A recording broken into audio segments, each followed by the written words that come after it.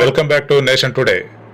తెలంగాణ రాష్ట్రంలో కొత్తగా ఏర్పాటైన కాంగ్రెస్ ప్రభుత్వం కీలక రెవెన్యూ వ్యవహారాలపై దృష్టి సారించింది. ఎన్నికల సమయంలో ప్రకటించిన విధంగానే ధరణి పోర్టల్లో సమూల మార్పులకు శ్రీకారం చుట్టింది. ధరణి పోర్టల్ ను భూమాతగా మార్చేందుకు సన్నాహాలు చేస్తోంది. ఇందులో భాగంగానే 2 రోజుల పాటు భూముల రిజిస్ట్రేషన్లు సైతం నిలిపివేసింది. ముందస్తు సమాచారం లేకుండా భూముల రిజిస్ట్రేషన్లు నిలిపివేయడంతో స్లాట్లు బుక్ చేసుకున్న వారు తీవ్ర ఇబ్బందులు పడ్డారు.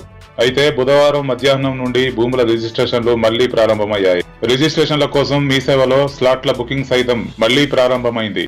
అయితే ధరణిలో భూ సమస్యల పరిష్కార ప్రక్రియను మాత్రం పూర్తిగా నిలిపివేయడం జరిగింది. కేవలం ఆయా భూ సమస్యలపై మీ సేవ ద్వారా బాధితులు దరఖాస్తు చేసుకునేందుకు బుధవారం మధ్యాహ్నం నుంచి అవకాశం కల్పించారు.